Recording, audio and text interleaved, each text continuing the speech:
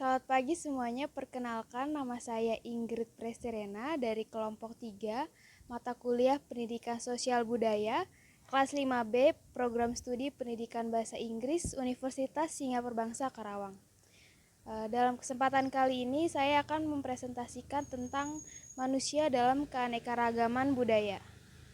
Manusia adalah makhluk individu yang merupakan bagian dari unit terkecil dan kehidupan sosial, atau manusia juga bisa disebut sebagai makhluk sosial yang membentuk suatu kehidupan masyarakat. Manusia merupakan kumpulan dari berbagai individu. Menurut kodratnya, manusia selain sebagai makhluk individu, mereka juga merupakan makhluk sosial.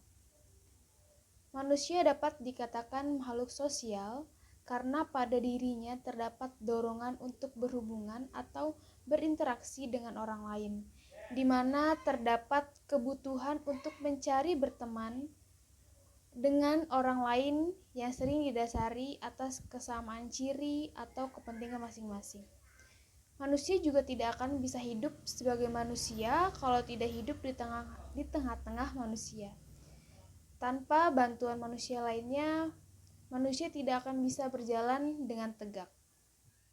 Menurut Konjaraningrat, kebudayaan adalah keseluruhan sistem gagasan, tindakan, dan hasil karya manusia dalam rangka kehidupan masyarakat yang dijadikan milik diri manusia dengan belajar.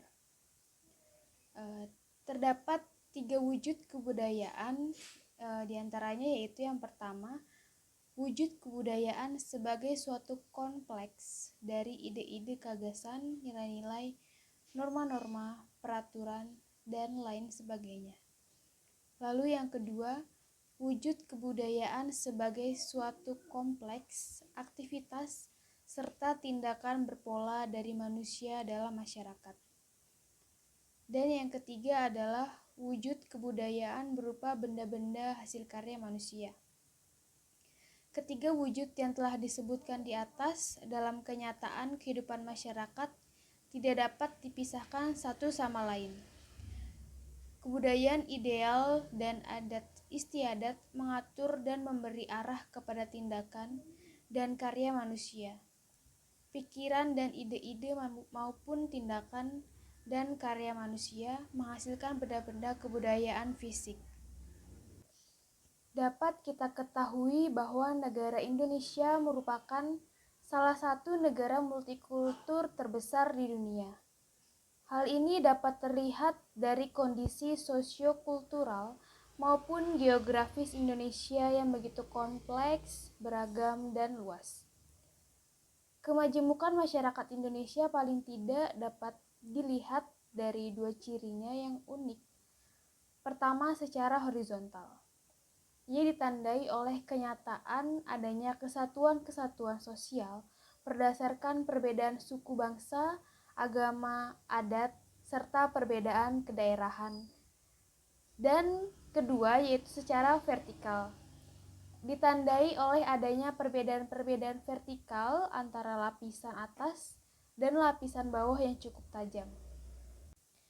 Pengembangan wawasan multikultural harus dibentuk dan ditanamkan dalam suatu kehidupan masyarakat yang majemuk. Jika hal tersebut tidak ditanamkan dalam suatu masyarakat yang majemuk, maka kemajemukan akan dibawa pada perpecahan dan konflik. Indonesia sebagai bangsa multikultural harus membangun wawasan multikultural tersebut dalam semua tatanan kehidupan yang harmonis. Kemungkinan munculnya benih-benih percekcokan pada masyarakat multikultur sangat rawan terjadi jika masyarakat multikultur menyikapi perbedaan sebagai suatu pemisah dan menimbulkan sifat kekitaan. Yang lain bukan bagian dari kita. Secara sederhana, hubungan manusia dan kebudayaan adalah sebagai perilaku kebudayaan, dan kebudayaan merupakan objek yang dilaksanakan manusia.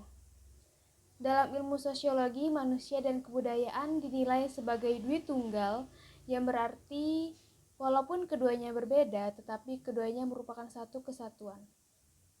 Manusia menciptakan kebudayaan setelah kebudayaan tercipta. maka kebudayaan mengatur kehidupan manusia yang sesuai dengannya.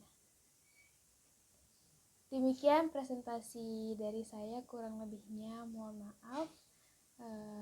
Terima kasih atas perhatiannya. Sampai jumpa.